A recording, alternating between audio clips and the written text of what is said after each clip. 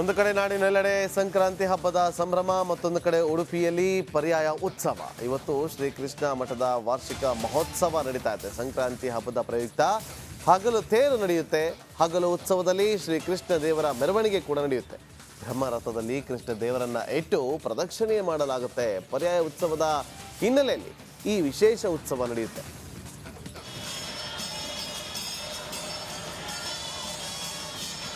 ನನ್ನ ಸಹೋದ್ಯೋಗಿ ರಂಜಿತ್ ಲೈವ್ನಲ್ಲಿ ಜಾಯ್ನ್ ಆಗಿದ್ದಾರೆ. ರಂಜಿತ್, ಇವತ್ತಿನ ಉತ್ಸವ ಹೇಗೆ ನಡೆಯುತ್ತೆ ಅದರ ಬಗ್ಗೆ ಮಾಹಿತಿ ಕೊಡ್ಬೋದಾ ರಂಜಿತ್?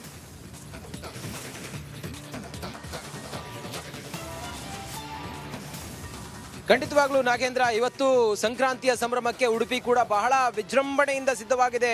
ಸಂಕ್ರಾಂತಿಯ ಈ ಒಂದು ವೈಭವಕ್ಕೆ, ಉಡುಪಿಯ ಕೃಷ್ಣ ಮಠದ ಪರ್ಯಾಯದ ಸಂಭ್ರಮಕ್ಕೆ ಸಾವಿರಾರು ಸಂಖ್ಯೆಯ ಭಕ್ತರು ಬರ್ತಾ ಇದ್ದಾರೆ. ಪ್ರತಿದಿನವೂ ಕೂಡ ನಾಗೇಂದ್ರ ಬಾಬು ಸಂಜೆ ಹೊತ್ತಿಗೆ ರಥೋತ್ಸವ ನಡೆಯುತ್ತೆ. ಶ್ರೀಕೃಷ್ಣ ಮುಖ್ಯ ಪ್ರಾಣನನ್ನ ಮೆರವಣಿಗೆ ಮೂಲಕ ರಥಬೀದಿಯಲ್ಲಿ ಕರೆದುಕೊಂಡು ಹೋಗ್ತಾರೆ. ಆದ್ರೆ ಇವತ್ತು ಚೂರ್ಣೋತ್ಸವ ಅಂತ ಹೇಳಿದ್ರೆ ನಾಗೇಂದ್ರ ಬಾಬು, ಇದೇ ಬ್ರಹ್ಮರಥವನ್ನ, ಇದರಲ್ಲಿ ಶ್ರೀಕೃಷ್ಣ ವಿರಾಜಮಾನವಾಗಿ ಕುಳಿತುಕೊಂಡು ಈ ರಥವನ್ನ ಎಳೆದುಕೊಂಡು ರಥಬೀದಿಯಲ್ಲಿ ಹೋಗ್ತಾರೆ. ರಥಬೀದಿಯಲ್ಲಿ ಶ್ರೀಕೃಷ್ಣನನ್ನ ಕರೆದುಕೊಂಡು ಹೋಗ್ತಾರೆ. ಚೂರ್ಣೋತ್ಸವ ಅಂತ ಕರೀತಾರೆ. ಈ ಒಂದು ಚೂರ್ಣೋತ್ಸವಕ್ಕೆ ಬರದ ಸಿದ್ಧತೆ ನಡೀತಾ ಇದೆ.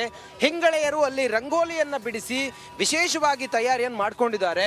ಅದರ ಜೊತೆಗೆ ಇವತ್ತು ಸಹಸ್ರಾರು ಸಂಖ್ಯೆಯಿಂದ 18ರ ಆ ಪರ್ಯಾಯ ಪೀಠದಲ್ಲಿ ಸುಗುಣೇಂದ್ರ ತೀರ್ಥರು ವಿರಾಜಮಾನ ಆಗುವವರೆಗೂ ಕೂಡ ಇವತ್ತಿನಿಂದ ಪರ್ಯಾಯದ ಆ ಒಂದು ಸಂಭ್ರಮ ಇನ್ನಷ್ಟು ಜಾಸ್ತಿ ಆಗುತ್ತೆ. ಸಂಕ್ರಾಂತಿಯ ಈ ಪವಿತ್ರ ದಿನಕ್ಕೆ ಉಡುಪಿಯಲ್ಲಂತೂ ಸಂಭ್ರಮ ಸಡಗರ ಕಳೆಗಡ್ತಾ ಇದೆ. ನಾಗೇಂದ್ರ ಬಾಬು, ನಾನು ನೋಡ್ಬೋದು ನನ್ನ ಬಲಭಾಗದಲ್ಲಿ ಶ್ರೀಕೃಷ್ಣ ಮಠ ಸರತಿ ಸಾಲಿನಂತೆ ದೇಶದ ಮೂಲೆ ಮೂಲೆಯಿಂದ ಬಂದಿರುವಂತ ಜನ ಮುಖ್ಯ ಪ್ರಾಣನ ದರ್ಶನಕ್ಕಾಗಿ ಸಾಲುಗಟ್ಟು ನಿಂತಿರೋದನ್ನು ಗಮನಿಸ್ತಾ ಇದ್ದೀರಿ. ಮಧುವಣಗಿತ್ತಿಯಂತೆ ಶೃಂಗಾರವಾಗಿರುವಂತ ಕೃಷ್ಣ ನಗರಿ, ಮಧ್ವ ನಗರಿ, ಕಡಗೋಲು. ಓಕೆ, ಥ್ಯಾಂಕ್ ಯು ರಂಜಿತ್ ನಿಮ್ಮೆಲ್ಲ ಮಾಹಿತಿಗಾಗಿ.